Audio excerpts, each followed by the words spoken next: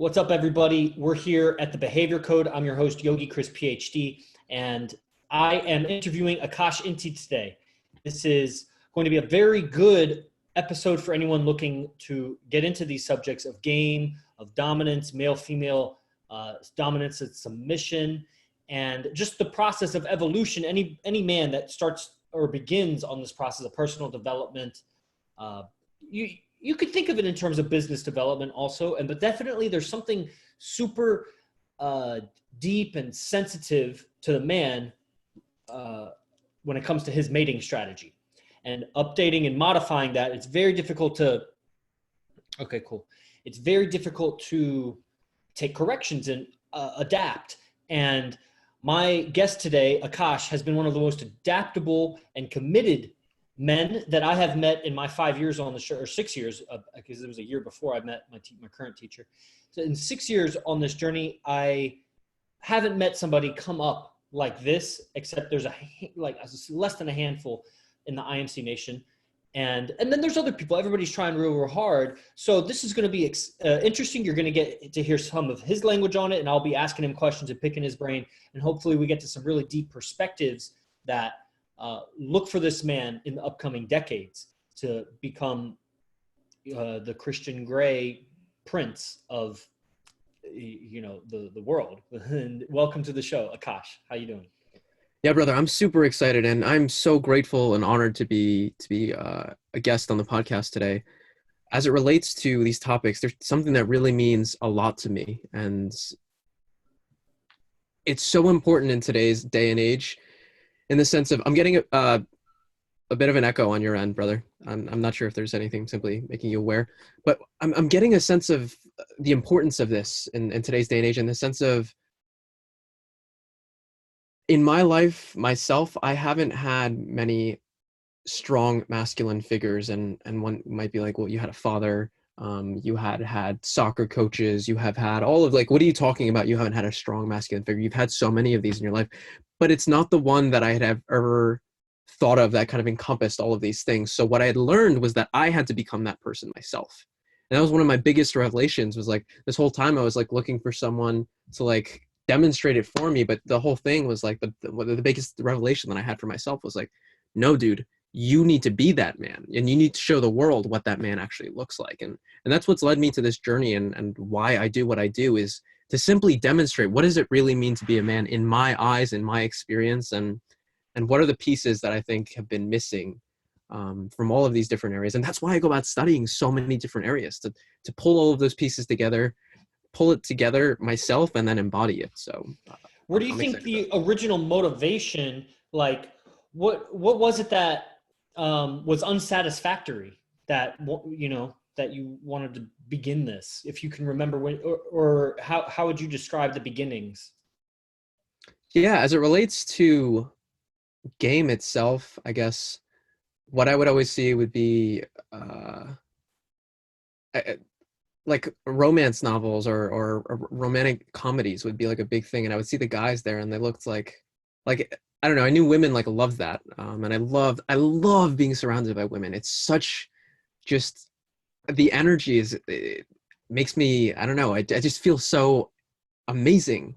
And I like that energy, that exchange, that masculine feminine exchange. But I had learned over time as well that, like, as I saw it in movies and stuff, I would try that stuff, and then none of it would work. And I'd be like, what the hell is going on? Like, I'm doing exactly what they're doing over there, but like, I would get the worst results. And I was like, what is going on? So what led me on this journey was like, that was a large part of it, was like, I was seeing all of these things in movies and stuff, and it was like, there's one way of being. And then I would try to be that, and then I would get the worst results. I would feel so shitty about myself. And it was like, why am I being set up to fail by whatever these movies are showing? I thought these movies were supposed to show me how to be as a man. And that's what led me on this journey, was like, okay, cool. What's really going on here? What's the real way that the masculine and feminine relates to each other? So that's how it relates to game. That I think that's the biggest part of it, was just seeing that I was trying something, because I'm the type of guy who, I will go about, and a teacher tells me to do something, I'll be the one to go out and do it as soon as possible, as soon as I'm able to, and apply it. And I saw these movies, I saw these things as teachers, but I realized later on down the road they were the opposite of teachers. Yeah, yeah, man. And it's interesting. This word you used was results. It wasn't getting results, and we're talking. I think we're specifically talking about dating or relationships or anything dealing with women as a man. And we're talking about being like a man and what that means, maybe as like an opposite of a woman, something complementary, opposite, whatever that pairs up bonds with or whatever. But you were saying that you weren't getting results, and it's very interesting as I'm going really deep with one girl right now that, in the perspective of handling guy friends or ex-boyfriends and how she was relating with those guys and the age bracket of those guys and whatever. And when I hear, I mean, she sends me all the texts and I see everything that these other guys are communicating with her. And that's one of the things that's different. Like they don't see, I get an upper hand, right? And when I see and hear the words and the frames behind it, I'm like, I remember I was that guy with a different girl in my past. And, really, so is that what you mean? Like, what do you mean by, if you're comfortable saying, like, what do you mean by I wasn't getting any results? What results were you going for? Well, I think that was one big aspect to it in and of itself, brother, was like defining that for myself, right? Throughout high school, throughout college, I've been okay with women. I definitely I've had multiple relationships. I had a long-term relationship in high school, long-term relationship, a couple in college, then a couple, one post-college. So I've been in a few relationships, and I've definitely experienced that. So I'm not the guy who was like, I've been a virgin since I was like till 25. That wasn't me. But I wasn't finding as much satisfaction in relationships. In other words, I would be with a woman and I just wouldn't feel super fulfilled all around. And what I really realized later on was that I was almost relying on the woman to provide me satisfaction versus trying to find like satisfaction and fulfillment in my own life. And I had glimpses where there was glimpses of times where I was like, man, I'm killing it right now. I'm getting fulfilled from my life. I've got a girl, and whatnot. But those glimpses, they would only be glimpses. It would only be a small segment of time that I would really feel that. So what I've really been looking for more and more, and the results that I was looking for was being fulfilled in my life as a man, one, having multiple relationships, and that's been a big piece to it as well, is how does a man cultivate multiple relationships in which he feels fulfilled, the women that he's with feels fulfilled, and everyone's like cool and happy and fulfilled more than anything. Is that's the biggest word, is fulfilled to me. So that's what I was finding. I mean, I would have glimpses where I would be like with a girl, I'd be with another girl, and one would be kind of I would just wouldn't be able to focus or pay attention properly to all of the different relationships, and then my own self relationship as well. So I don't know if that answers the question, but I think it kind of glimpses around it at the very least. Yeah, definitely. Obviously, this word fulfilled has come up 1,000 times. And so we'll go into the idea of fulfilled. Was it, when you were saying that you weren't feeling super fulfilled, like all around, how did you know that? Did you see other guys that were like more fulfilled than you, or like, why even a lot of guys, you start talking about this sort of stuff and they don't aspire to something really greater, really, when it comes, they don't, like, maybe they cognitively, like they'll intellectually, they'll say, if you ask them, do you think there's anything better out there? Or not necessarily like a better woman, but like a better life, and especially dealing with relationships and women and the whole dynamic of it. Game, I mean, that involves guys too, a lot. It's huge. It's everybody. It's social dynamics. And there's not like a huge aspiration for like some big difference between what their ideal is and where they're living. But you definitely seem to have honed in on, or had honed in on that you weren't super fulfilled in all areas of life, or not all at the same time, or something like that. Like, how did you recognize that there was a better way of being that you could go for, that you wanted to go for? Yeah, to be honest, I didn't know if there was or if there wasn't. I really didn't Oh, know. shit. What I wanted to believe that there was, though. And I think that's what it came down to, was like, yeah, I have a mother and a father, and they're married, and I have that reference of what it's like as married life. I've had references of guys who can sleep with a bunch of women and can pick up a new woman every night. And I would see those references really from the pickup artist on TV itself. That was where I got my first exposure to that. And then I'd also had references of other guys in my life that were living the life, and in the sense of they would have multiple girls around them, and what Monday night would be this girl, Wednesday night would be this girl, Friday night's this girl, Sunday is this girl. So I had references of these, but only over time. The other piece is that growing up, I had always been told the story that both my grandfathers had multiple women in their lives. My dad's dad, the story that had been passed on to me was that he had been with two women most nights. That was just like his thing. And then my mom's dad was with like 6 women, and he was like 65, and he would be with an 18-year-old. And I was like, what's like, and then I would see my father and I'd be like, but Dad, why are you doing this if grandpas were like this? Right. And both my grandfathers actually passed away at very relatively young ages for both of my parents. So I never really had that strong kind of masculine figure passed down. Whatever my dad became was kind of the references that he had, but he was only really surrounded by women. And there's nothing, I can't blame him. I can't fault him for anything. So I guess I had these references in my family in and of itself of these great men, great businessmen, great doctors, and really hitting it at the top of their game, or at least what had been passed along to me. And that's what I wanted to aspire to. I've never been satisfied with good. Like, I don't like, oh yeah, things are going well right here. I'm like, okay, cool. Let's fuck everything up. And then like, let's try to figure out how can we make this a lot better? Because I'd rather destroy what is good right now in pursuit of what I believe could be better in the future. And that's a really powerful. I almost want to let you for a second, if you could give us, probably should have done this in the beginning. I take for granted that I've interviewed you a lot. And also we have a podcast together on Wednesdays that we've talked so much. What are some of, because you're a high achieving guy, and what you just said was high level frame on life and personal evolution. So I know you were a biotech research analyst. Like, how would you intro somebody as like, these are my accomplishments? Like if you were going to interview with like Elon Musk to be his CFO or something. Yeah, I mean, I guess I've been really privileged and honored in my life to have the experiences that I've had. That being said, I've also worked really fucking hard for this stuff. So I went to undergrad at George Washington University, double majoring in biology and economics. So that in and of itself was like, I was taking like 19 credits at one semester. I was taking 19 credits. I was working on Capitol Hill. I was working in the lab. I was starting 2 or 3 clubs at the time. I had a girlfriend and I had the best social life of my life. And then I had the best GPA in my life at that time too. I had no idea how I did it, but that's the way I work. So a few things there, I guess. I've worked on Capitol Hill. I've worked on Wall Street in an investment bank. I've worked in the biotech and pharmaceutical world as an analyst, as I mentioned there. I've really hit a lot of different areas in my life. I've worked in the scientific lab for quite some time as well. I have a few publications under my belt. These are a lot of the things that I've done, and I feel grateful for them. I'm so glad that I've had those experiences under my belt, and it's added so much. But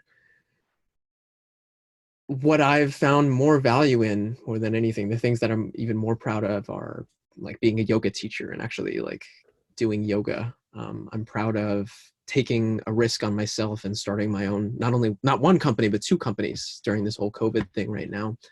And that's the big thing is like, I've always been looking for fulfillment in life. Like I'm not satisfied with good enough. There was a point where I was making 80K a year. I had benefits. Life was pretty smooth, like I'm like, okay, cool. I could easily continue along this path and whatnot. But I saw the people who were there and it wasn't satisfying to me. I couldn't look at the rest of my life knowing like an Arash Bazaar existed in my world or existed in the world. And then it was like, man, I can't go through life like or Vince Kelvin. Like I can't go through life knowing that there's something like that out there and not going for it. And I threw everything on the line. I threw my whole life away. I left the job, and I know what you mean. I went completely broke. I'm 60K in debt right now.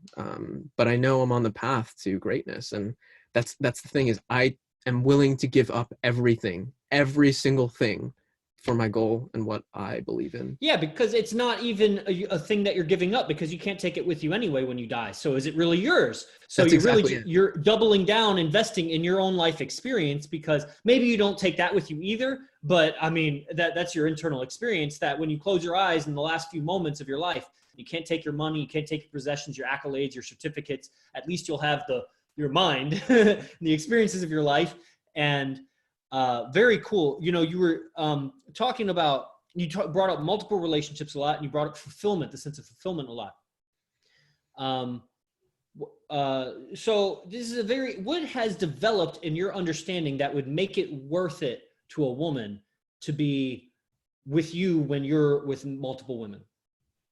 Yeah, that's a question I've been asking myself quite a bit. I Yeah. think it's my way of going about and conducting myself in the world. So what I mean by that is I'm not the typical average guy. I'm not, and I've demonstrated that. I'm the type of guy. I like big risk, big reward. I went to Wall Street for that reason. I went to biotech for that reason. Let me ask it this way. I think this would be really clear. What has changed since you began seeing references of, like, you wanted more fulfillment? There was a much bigger, better life that you could create for yourself. And so you started, and then here we are now in present time. What's changed for you in terms of your value that would make those multiple relationships more likely for you, or more of a possibility for you? Like, what's happened in your evolution that's brought you closer to that, do you think?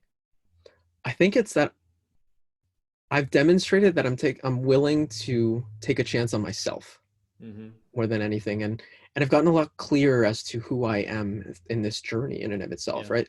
Like when I was in that analyst job for a few years and doing that, I mean, yeah, I was going out to the clubs and I would be able to talk to girls and whatnot, but I've found that girls have this thing that they're really able to sense and pick up on a guy who's really like, who really is invested in himself, who's really willing to like take a risk on himself more than anything.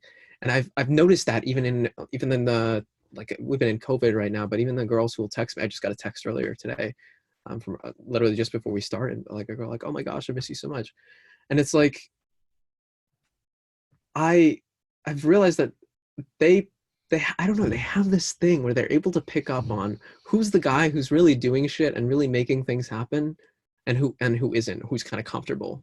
And they tend and gravitate towards that guy who's like not, he doesn't put himself in the comfortable situation. They like the guy who puts himself in uncomfortable situations for himself, and continues to thrive and continues to excel. So that's one big thing I think, is that like look, I've put everything on the line and I continue to put everything on the line. I think that's like the big thing for myself, is like, and I think that's what a lot of the value is, that like a woman comes into my life, it's like, or women that come into my life, it's like, we're not going to just live all right. We're not going to be like, okay, we have like a small little house here and we eat every day. We're going to live the fucking big life. We're going to live it huge. We're going to live like absolute rock stars, celebrities, so happy, enthusiastic, enjoying life, being just living larger than life, and creating a story that people will want to tell, people will want to be a part of. That's the biggest thing, is like creating a life where it's not only just a life where it's like, okay, yeah, things are cool, we're surviving. Creating a life where it's like, holy shit, I can't believe those guys did that. Or my gosh, I want to be a part of that. That level of excitement, that every single day there's something new going on. Every single day there's something exciting to look forward to. I think that's the big thing that I continue to add. Wow.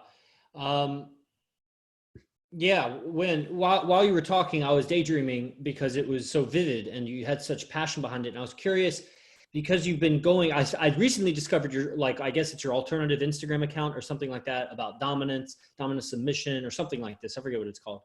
But it was funny. I was like scrolling through it. I was like, this is good. And then somehow I put two and two together and I was like, oh, this is Akash's second Instagram. And it's, how has, because something that's interesting to me, I think of times in the past when I was more warlike with grappling, with firearms and hunting, and the ideas that, circulated my conversations.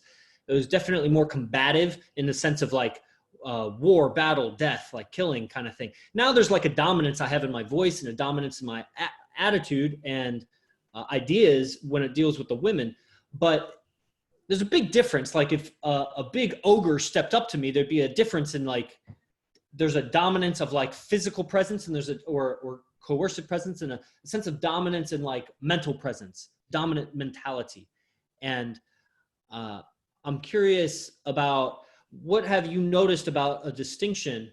It's kind of switching gears. It's kind of changing it up a little bit, but switching topics. But what have you noticed how, because you're into this subject, the difference between the dominant mentality and how do you fit? Because you are skinny man, you know, do yoga, not a huge stature, you know, you don't have like that dominant physical presence, but you have this liking for the dominance and it works for you. And you do well with it. So how has dominance developed for you as a mentality in this journey?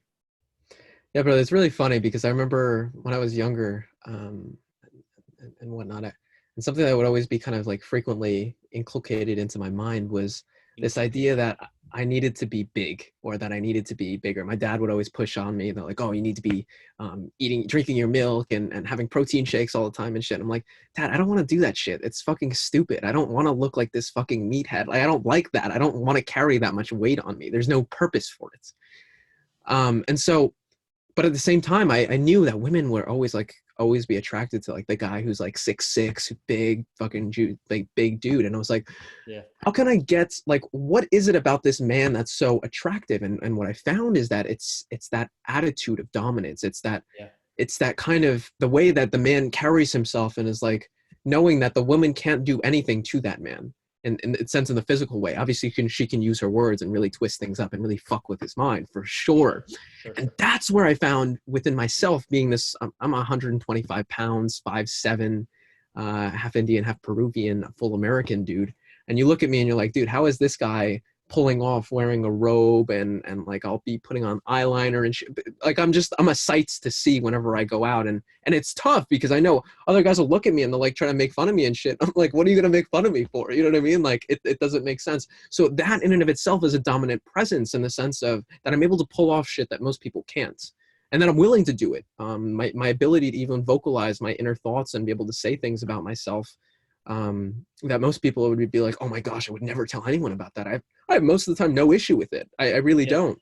Yeah. And that in and of itself is a dominant quality, to be so open and transparent about my life and to be able to speak about these things. So what really attracted me to that lifestyle was the dynamic is that I like the polarity between this whole dominant and submissive. I like, like I said, good language. It's like, I really love the dynamic, what happens in that when you have a really strong dominant figure and a really strong submissive figure, that I've seen in my own life that both parties, like, it's almost like you get superhuman, I wouldn't say strength, but you just like, it's almost like you get like a mushroom in Super Mario Brothers, or like a star in Super Mario. Like you just become this invincible figure for both parties, not only for the man, but also for the woman. And so to me, it's been such an important thing because it almost pushes me to go even further. I've been in a short relationship, BDSM relationship with a girl for the past week or so now. And I've noticed that like, it makes me step up my game all around, and I get super enthusiastic about life. And I'm like, fuck yeah. And I take life by the balls so much more because I have this submissive who's dependent on me to really make things happen, not only for myself, but more importantly for her, and to make sure that I keep her in check. And so that's kind of the why as to it, is that I've just found so much more, not only fulfillment, but it's just, I'm able to live life at larger levels when I have these relationships. Yeah, that's fascinating. You know, and you're speaking because we started doing podcasts about whatever it was, 5 + 12 is like 17 months ago about, and done hundreds of episodes, and the evolution is undeniable. And you know, so this, let's take the opportunity, and then we'll go into audience questions if you have any questions or comments. Of this idea of fulfillment, what have you discovered, and how has it adapted for you? And what's your outlook for the future? Like, give me this timeline of fulfillment from like where you started, what's changed, and then what do you see in your future, 5, 10, 20 years or whatever? Yeah, as it started, I remember looking back in high school and college, fulfillments to me was really being for happy, but I don't even think that's a great word. It was like I always wanted to be popular. I wanted to be well liked. I wanted to dress well. I wanted to be looked up to as like a role model. And the only reason why I wanted to be looked up to as a role model was so that I could feel better about myself. So fulfillments back then, as I look to it now, is like feeling good about myself. That's something that I'd struggled with, and I continue to struggle with, but not as much now. But really, just liking myself. That was like really the biggest thing. I just felt like a piece of shit for a larger part of my life. Moving forward to where today, what does it mean to be fulfilled? To be fulfilled today means to have a disciplined life and to be enthusiastic and happy about the discipline that I implement and choose in my life. Recognizing I'd always been taught earlier that discipline is something that you have to do. That I was like, you need to do this, and there wouldn't be a good reason for it. It was just like when I would ask what's the reason for it, there wouldn't be a real reason. It would always that logic would fall apart. And so I was like, fuck this, I don't want to be disciplined. But then as I've come to today, I choose disciplines. I choose the discipline to write in a gratitude journal. I choose the discipline to do meditation. I choose the discipline of yoga. I choose the discipline of doing our podcast even weekly. These are disciplines, and I choose them. And that's the big thing, is that I get to choose my own disciplines. And that's where I found a lot more freedom and a lot more fulfillment in life. As I move forward into the future, I think fulfillment is really going to be continuing to really integrate these teachings that I've been passed along, and then to also pass them along in the future. I really do see myself as moving forward as a teacher. And that's probably one of the greatest honors that I would love to carry as I move forward. What do you see yourself teaching? It's a good question. I really think, I don't know. The only thing that really has come to mind to me is like, what does it mean to be a gentleman? And kind of embodying that and demonstrating it in many ways. I want to pass that along to men because it was something that I didn't have. And something that I would have wished to have had. And I'm so grateful for my mentors like Arash, like Vince. Really, without these men in my life, I would not be where I am today. And I want that the very least that I can do, that I see for myself, and something that I really enjoy doing, is passing that message along to men. Here's how you, as a man, become fulfilled with yourself. And these are the things that I've found on my journey that have made me fulfilled.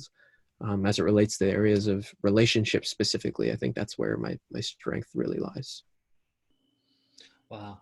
Well, let's go to the question. We have one question here from DC. How to start learning games step by step. What would you say to that question? Yeah, I'd say first, drop everything that you think you know. So find a teacher, and then drop everything that you think you know. Like I said, I started studying game back in 7th grade, 8th grade, when I was in high school, or elementary school and high school. I saw The Pickup Artist on TV, on MTV or on VH1. And I was enamored. I remember I saw it and I was like, oh my gosh, these guys are so fucking cool. I remember seeing Mystery with like his hat and shit, his boa. And I was like, man, these guys are like really fucking cool. Like I love what they're doing. But I was really young. Like there was no way I could like apply. How are you going to apply that shit when you're like that young, you know? So I would continue to go back to it though. I would continue to study it and through high school. Mm-hmm. And it was until I graduated college that I was like, I really want to do this. And it's something that's been always on my mind for the longest time. So I found a teacher, and it was Vince. Vince Kelvin has been one of the strongest influences in my life. And I went to him and I was like, okay, I don't know anything. I need to be able to say like, yeah, I studied all of this shit throughout time, but it clearly, if I studied it, I wouldn't be here. I wanted to learn. So find a teacher and be willing to give everything up. And that's where you can really start to learn. And I found this with Arash specifically. I mean, putting 25K in. It was like, okay, at first I was like, I don't know. But then I found once I put that money in, I started picking things up super quickly. So it Yeah, wasn't until I gave everything. Now where I am today, like I said, I'm in 60K in debt, but every teaching that Arash gives, I pick up those ideas so quickly because I have nothing to lose and everything to gain when I hear these teachings and apply them as soon as possible. totally. Yeah, 60K invested in your future. That's great, and definitely the 25K price tag on the original Tabiat training opened up a kind of neurology that it was very linked to survival. It was it became very discernible you could saw the synapses of the nerves or the part of the body that was like, oh, this is survival. And so you tapped into it because it was like an elective purchase. It wasn't even like a car because you don't walk away with anything tangible. It's you walk away with like a change inside, and that's what you're investing in, which is literally just investing in your future, because that's where it will manifest in your future. So Messenger Cygnus, he did messengers online from Hawaii, and you walk away with different, you're changed, and the compound effect of that change throughout the next months, years, decades, you'll end up at a completely different place where you would have ended up in China. Maybe you end up in Italy or something. It's funny how I chose those because it's like COVID like countries or whatever. So all right, we have another we got a couple questions. Well, and on that note, brother, Yes. I cannot wait until I can. One of my goals is to really to do the full 100K. I am dying to be able to give Arash that other 75K, and it's something that actually drives me and inspires me. It's like I can't wait to have that full. I put 100K to myself, motherfuckers. Like that's what I have for myself, because I remember that growth period was just, oh man, there was nothing like it. So I can't wait to have that opportunity again. For sure. I really see the Messenger's Mansion being a gateway to that, because we start putting together massive boot camps with 100 people in attendance, and the money will be no problem. The exchange will be there, and it'll just be a matter of just training his staff, because we'll each be pulling in like 10, 20K a weekend, bettering the entire, we should really be teaching all the men of the United States of America. And especially any man that's in any fucking other company. Except for, with Vince Kelvin would be part of it, but Hypnotica would be part of it, but that's the lineage. Mystery would be part of it. Just they could be guests in this thing, but outside of this lineage and the tree of lineage that we're from, it's not only is the pride here, but the reasoning behind the pride and the reasons behind like this is unparalleled. And I don't ever meet a man that has as solid and as such an and the integrity in their grasp of the science and art that we're talking about, of pickup, social dynamics, male-female relationships, communication, and ultimately the mind. And there may be small experts that are narrowed in on any of those little fields, but we got it all. And okay, so Messenger Cygnus asks question. Oh, I would answer DC. How do you start learning games step by step? I would read a book. I would read Mystery Method. Or if you went Vince Kelvin's route, what was that book? Speed Seduction. That would be good, actually. Speed Seduction would be good for an 18-year-old, because as you, which happy birthday, I think he's just turned 18. Oh, congrats. Happy birthday, DC. Yeah. So Speed Seduction or Mystery Method, or the truth is you've already started learning because you're involved in the programs. And so it's inevitable our language, we keep talking about survival, replication. You're picking it up. The mechanics of how to learn game could be its own topic. Life is game. So game is the awareness of female subconscious and unconscious behavior, male subconscious, unconscious motives, and this game of life, this video virtual reality of life, and how to stay keep your integrity when you're interacting with all of these competing energies that are, they're machines that are being run by motives that are unseen. And, so we're hacking that. So you're already learning it. But I would read those books, and that's where I'd start. And then step by step, then you join a program, you find a lineage, just like Akash said, teacher, do everything they say, and practice. Messenger Cygnus, question for us both. What images do you hold in your mind throughout the day that keeps you going? What sort of archetypes? So images and archetypes, what do you hold in your mind throughout the day that keeps you going, Akash? Yeah, I wouldn't say it's necessarily images. Um,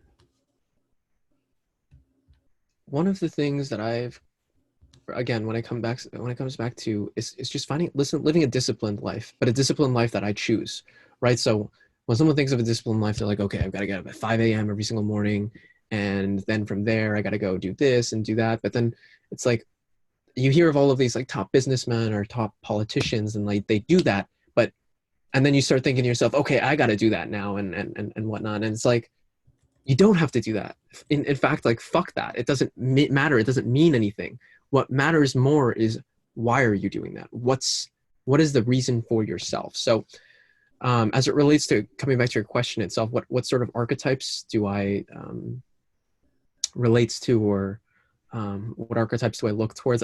Yeah, I've definitely got archetypes that I try to keep in mind in my life, but again, they're only kind of examples for myself. They're only whatever my idea of that thing is. That doesn't necessarily mean that that thing in and of itself is its own thing. So one example would be like the Joker, right? Like my idea of the Joker is not necessarily Yogi Chris's idea of the Joker. It's not necessarily Messenger Cygnus's idea of the Joker. We all see this character, but we relate to it differently. And so yeah, I could give a list of archetypes, but it would almost not be relevant, because there's something within each archetype that we each find, that we find some inspiration from to live in that manner. So I pass it over to you, Yogi Chris. Yeah, I start off my day. I think about Stoic philosophers and Marcus Aurelius. So I imprint Marcus Aurelius in my mind. That's an image and an archetype. And then I move on to existentialists, which I basically think of the guy and the girl therapist from I Heart Huckabees, and which is a movie. If you haven't seen I Heart Huckabees, I think you'd like it a lot. And then I also think of the Joker, in particular, the comic book character, an image of the comic book character of the Joker. And this is in the beginning. Then I also think of Ayn Rand, and which is a woman. So there's some motivation from a woman, but I mean, she also looked like a troll, but she was genius.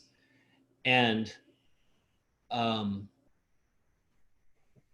then, images, I think of my woman and the closest women in my life. That's usually something that I'll keep in mind early in the day. I try to put that in there. So I have regard for it. And then throughout the day, I try to remind myself frequently, though I try not to let it paralyze other movements too much. But I think about my goals. What does it look like? The images, those images. Recently, my power animal has been a tiger. And so I've been keeping a tiger with me at all times.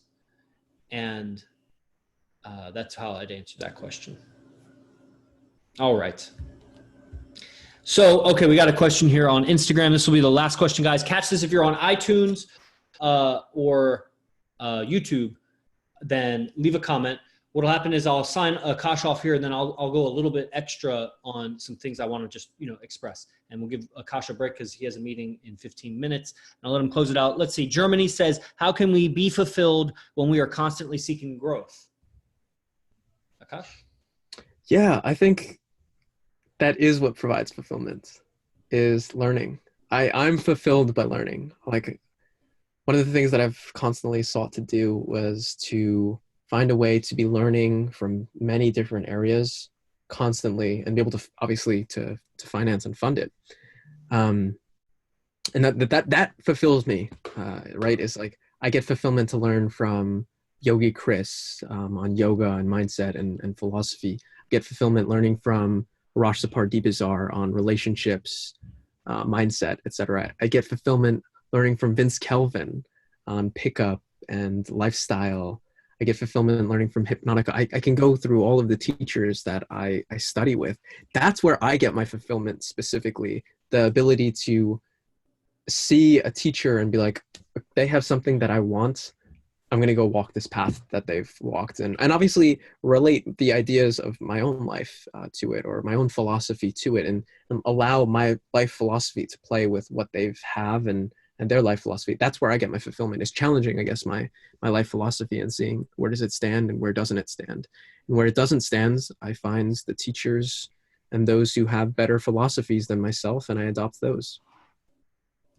Yeah, looking at the question, sometimes I just do mental math with it, linguistic math. So how can we be fulfilled when we are constantly seeking growth? So in what way does constantly seeking growth unfulfill you? So you do the mathematics there, you reverse it, and you say, okay, the question is, how can we be fulfilled when we are constantly seeking growth? The presupposition is, which is you're presupposing that constantly seeking growth is taking away from fulfillment. So how can I still find fulfillment while I'm constantly seeking growth?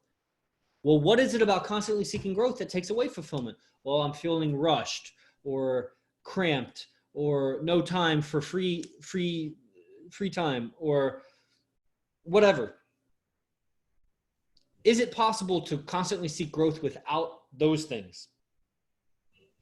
And I would say on this path of development, this is a big theme of what I teach in the Silent Flute, is we're looking to create expansion inside of us, inside our mind and our heart and our body and our energy, and, expand.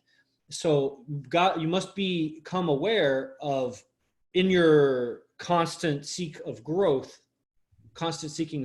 you must become aware of, am I contracting or am I expanding in this moment? And this is a teaching from Vince Kelvin too, a lot of contraction expansion, which is a yoga teaching, Sukha Dukkha, or Dukkha Sukha.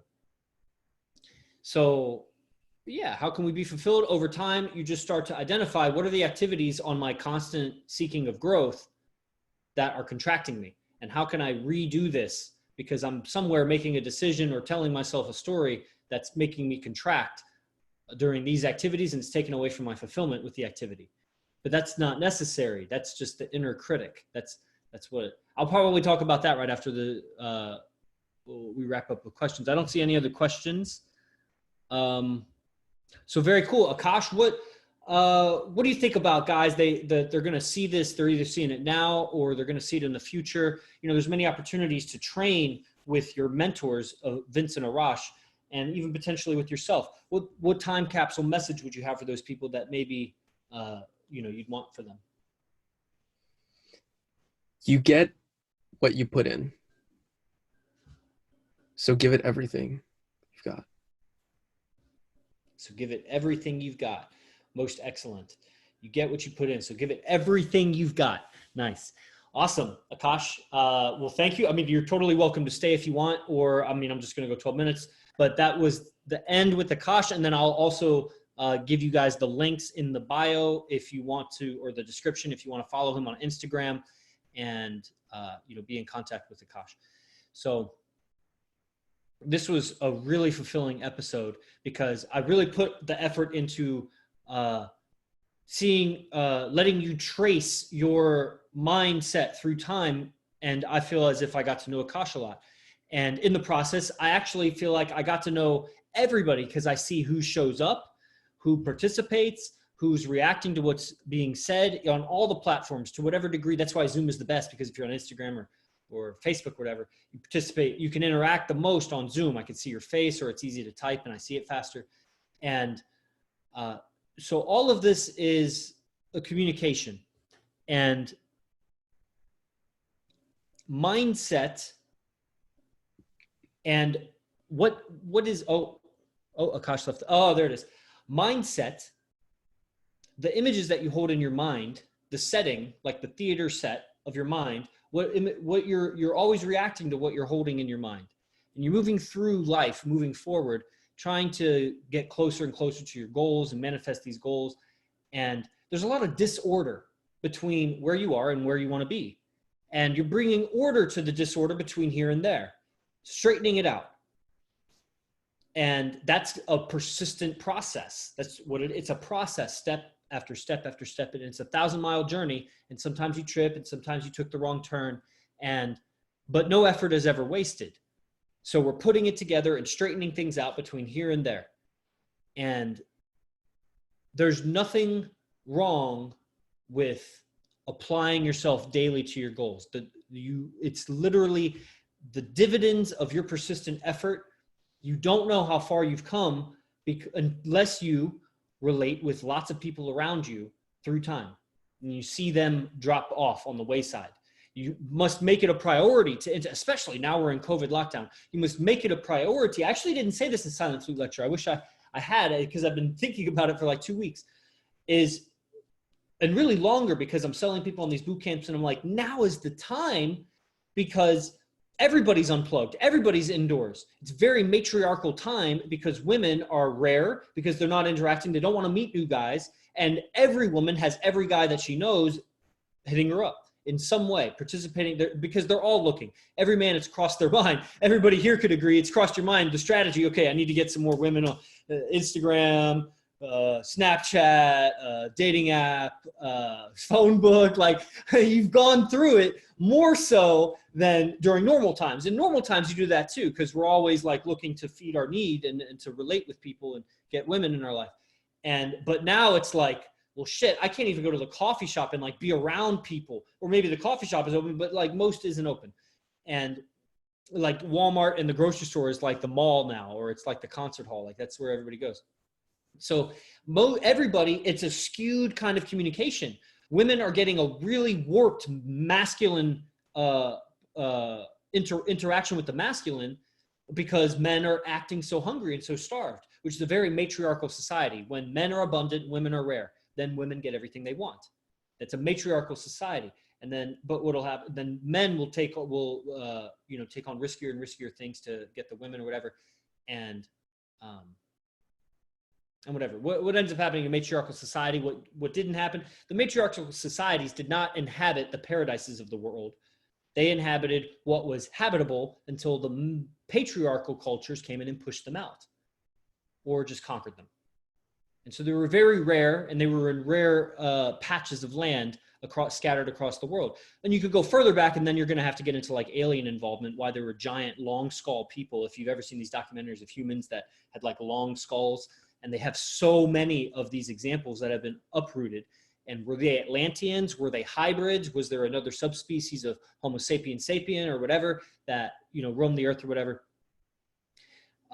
But okay. So so it's matriarchal. What'll happen is it will become a really interesting dynamic because women are able to get anything they want, more so than before from lots of hungry men that would be willing to give them a little bit. If they get a little bit from everybody, they'll get sum total what they need. What happens is that nobody wants to protect that woman should she get pregnant. Nobody wants to. Should she get pregnant, every man is going to drop her, and she's going to have to go test or somehow convince a guy that you're the dad. And now she might not be like slutting herself, so to speak. So maybe she's just talking to other guys and is sexually just with one guy, but it's going to put a lot of doubt. And the quality of that guy that was sharing her, well, let's just say the higher value he is, the more choice he has. The more choice he has, he's going to go for beauty, but loyalty also, because beauty without loyalty is ugly. Loyalty without beauty, I can use that, right? So, and you can use beauty without loyalty too, but it's the kind of used where you objectify the woman and just like make her an object and use her up and then throw her away like a tissue because she's not loyal. So what are you going to do with that? So, where am I going with this? Because there was a really interesting point there. There's a disorder between here and where we're going. And, we just did a whole podcast, a big interview with Akash Inti, and he's going places. And it's going to be amazing 10, 20 years from now. Let's futurecast even 100 years from now. Who knows what's going to be available still on the internet. And if we stay persistent, people will want to go back and listen to our whole library and see, there'll be those fans and they'll hear this. And let it be said that you invested in yourself and invested in your future. Let it be said that you didn't hold back, that you didn't play it safe. Because what is that? Do you think that you're going to be a hobo on the side of the street? They got a kind of freedom. Anyway, they're a little hungry, like cold weather.